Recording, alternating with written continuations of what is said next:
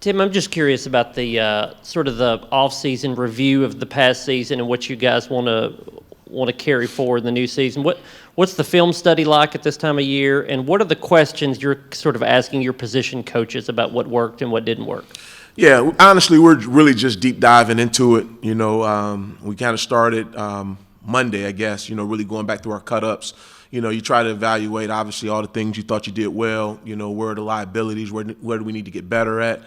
And it's obviously, it was a lot of great things that went on. You don't win 11 games without, doing a lot of things right.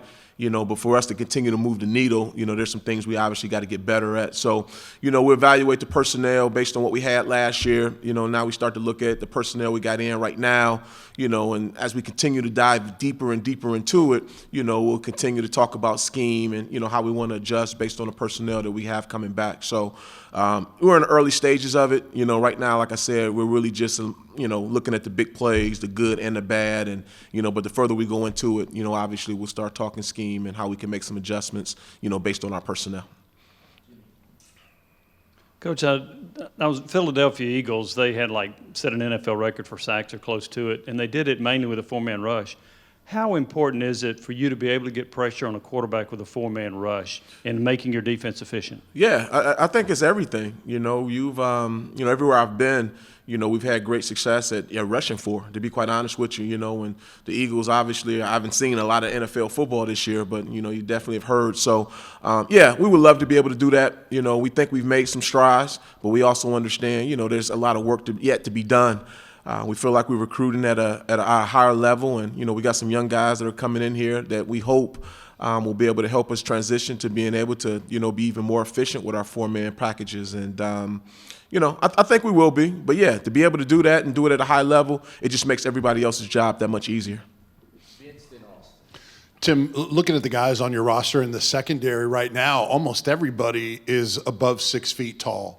Is that a concerted effort for you to have length, not only in height, but arm length and everything that comes with that? Yeah, it's football. Bigger is better, particularly when they can run and they're athletic. So, we have a model, that we work toward, and obviously we feel like we're starting to address some of those needs, and, it's starting to shape into what we're really looking for, so to speak, particularly in this league. The wideouts are so big, fast, and explosive. You want guys that are long and obviously can run. So, we're definitely getting bigger back there, and, hopefully that'll continue to, help us continue to grow back there as well. It's that time of year where all these players are, spending time with the strength coach and putting on weight and that type of thing. If you walk through the halls or been in some meeting rooms the last week and a half where you're like, whoa, you look a little different than, a month and a half ago. Yeah, they're young and eager, and you see some of the freshmen who only been on campus a short time, but you can already see their body starting to change a little bit, and it's great. I mean, this is the time that you grow your program. I mean, you really do, and Coach Schmidt does a great job down there with his staff at putting our guys through their paces and building that mental toughness that you need to be successful along with their bodies. So yeah, I do see a lot of bodies starting to change, and even some of the guys that have been here that are a little bit older, just in terms of their body composition starting to change. Some of the bigger guys getting a little bit leaner, and then obviously some of the older guys that need to get a little bit more bulk. The year two for them, you can kind of start to see it a little bit. Coach Banks, I know that it's still a month and a half till the start of spring practice, but going into your third spring, it appears like you're going to be healthier than you have been in other springs. You're deeper. How different does this, even a month out, feel than maybe the last two off seasons have felt in terms of what your expectations are for spring? Yeah, well, it's exciting. We had a bunch of guys, particularly in the back end, that were beat up, going through spring last year. You just didn't have them. They were beat up in the fall for the most part before camp started.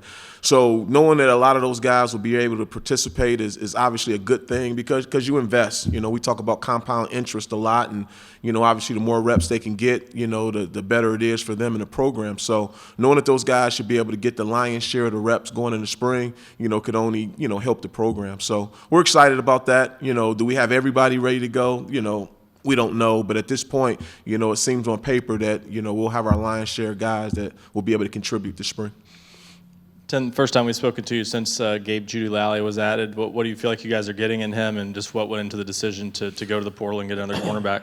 Yeah, excited about him. You know, he's a guy who's played a lot of football, you know, whether it be at, you know, Vandy or BYU. And, you know, the reality of it is, you know we have some steps that we need to make at a lot of positions, but, you know, the cornerback position was one of those spots. And, you know, with his experience, you know, we think he can come in here and hopefully compete for one of these jobs and, you know, help push these other guys to help these guys continue to grow. So, it'll be a great, you know, opportunity for him, but I think it'll also be a great opportunity for everybody involved, just getting those guys going. And, you know, we all know, you know, in this business, the more competition you have, you know, the better it is for the program. And, you know, he'll be another guy that'll create some great competition in that room. Coach, sticking on the transfer theme, Omar Norman Lott, you guys brought, I think, a lot of people back on the defensive line. Adding him, what did you guys like about him? Yeah, just, you know, again, another guy who's been in the battles, you know, is played at a high level. And, you know, for us, you know, we talk about our D-line being the tip of the spear. So, you know, we just felt like he was a guy that we thought could, again, come in and contribute right away and, you know, create an environment in that room that's highly competitive because, again, the better you are up front, you know, as we talked about even, you know, from a four-man pass rush or, you know, just being stout against the run, you know, we go as our front goes and, you know, he'll just be another guy that'll give us an opportunity to continue to grow up there. I know you said you hadn't done a deep dive into this, but I want to ask you about your run defense. I think it ended up second in the SEC. What were the keys to that, and also how much do you think depth contributed to that? Yeah, I think both things are true. You know, it was obviously those guys did a tremendous job and, you know, starting up front, you know, with guys being able to control their gaps and, you know, being, you know, sound with our linebackers getting downhill. You know, but, you know, the DBs as well. Like I tell guys all the time, you know, the safeties are involved, as is the corner. So it was a collective effort, you know, philosophically, you know, we wanted to do a great job that way and make sure we put guys in, you know, predictable situations by eliminating the run game, you know, and for the most part, we did a great job of that all season. So my hat's off to all of those guys. For us to continue to grow, though, you know, we got to continue to get better at stopping the run, but, you know, improving against the pass. You know, that's just an area that we know we can improve on. And, you know, we think obviously we'll be a lot healthier. We think that'll help. But as we talked about earlier, just being able to get home with four guys, you know, was obviously, you know, a situation that would help everybody, you know, including the back end. You've been a coordinator in a number of different programs, a number of different conferences. How do you think you've changed, your philosophy has changed at Tennessee and in the SEC as opposed to before? And what's still a constant with you in your philosophy? I think you're constantly evolving, you know, and it's not just conference, you know, it's personnel, you know, what do you have, you know, and then obviously as you start to look at the conference, you know, what are you seeing, you know, who are the coordinators you're going against. So I think to be able to survive in this profession, you got to always be growing, you got to be ready to adapt, you know, based on conference, based on scheme, and based on players. So that's always been my philosophy. But at the core of it, again, you have to be able to take something away, you know, and for us, it's always started with the run game. You know, we want to do a great job of stopping the run, you know, and putting guys in predictable throwing situations. And, you know, once you can dictate the terms, you know, it usually bodes well for us. And that's really at the core of who I am. Ask you about a new incoming transfer. What'd you like about Keenan Peely from BYU? Yeah, just, you know, once again, you know, he's played a lot of ball, you know, but the leadership that he has, you know, we had a chance to meet with him and communicate with him. Just an awesome guy, you know. Obviously, we know he's a really good football player, but, you know, just his leadership style and the way he carries himself, I think he'll be a really good resource for some of the younger backers in that room. And, you know, he'll be someone that, you know, they can, you know, look to get some answers and, you know, just kind of being a pro, so to speak. So we're excited about him. Like I said, he's played a ton of ball, you know, and played at a high level, you know, but we're really excited about his leadership and how he'll help these young guys really develop and get better. First time we've talked to you since Coach Halsley got promoted to OC. What is it you've seen out of, you know, Joey in your 2 years working with him here that impresses you? Yeah, Joey does a great job. He's very consistent, you know, with his approach. You know, obviously we've had really good quarterback play here, you know, since I've been here, and obviously Joey and I came in together. So just, you know, he's never too high, never too low. You know, I think he's a guy that obviously has played the position, and You know, he's a rock star. I think he'll do a tremendous job here. You know, I'm one of his biggest fans. You know, Coach Golish obviously did a tremendous job here, but, you know, we feel really good about, you know, the direction the offense is headed, you know, under his leadership. So, you know, just as smart, he's bright, you know, passionate, you know, and like I said, just the way he carries himself, you know, and the leadership style that he has, you know, you can see it in the way our quarterbacks perform week in and week out. Coach, I know you haven't done your deep dive yet over here. You haven't done your deep dive yet on kind of reviewing last year, but you had priorities going into last spring, cleaning up third down, improving on third down. What are 2 or 3 of your core things that you have on your mind that will be a priority for the overall picture of your defense this spring? Yeah, I think it's, again, just being able to, you know, affect the quarterback with 4. You know, I think we talked about that a little bit earlier.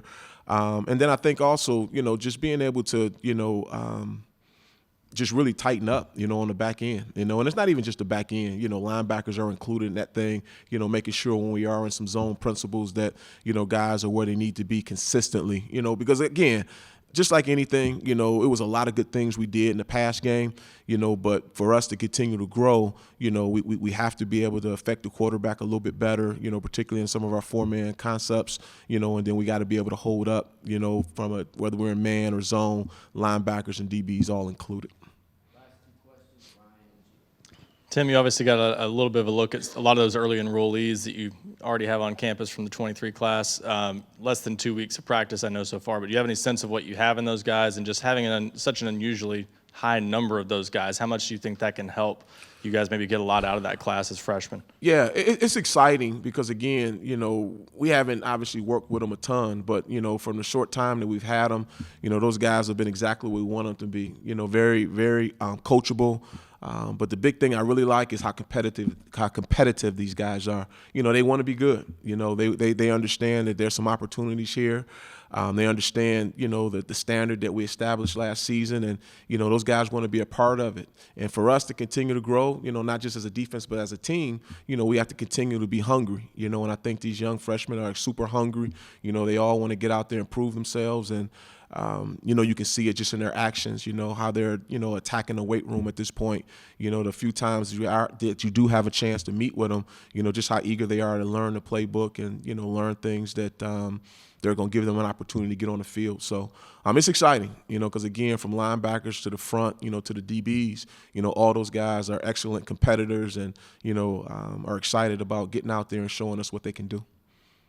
Tim, there have been a number of offensive coordinator changes in the SEC. Do you study the new coordinator, or do you study the personnel that coordinator inherits, or both? Yeah, to be honest, it's probably more schematically, you know, where they're coming from, you know, and then how much of a influence do you feel like the head coach has on what's going to be done, you know. So it kind of varies a little bit. You know, if the head coach is an offensive guy, you got to believe that they're not going to change much. You know, obviously, if it's a defensive guy, depending on where it is, you know, that offensive coordinator may have a little bit more to do with the scheme and, you know, how much they start to evolve. But will personnel play a factor? You know, I would think so. But overall, I think schematically, you try to look at what they've done at the previous places and, you know, try to prepare that way best you can. All right. Appreciate you guys.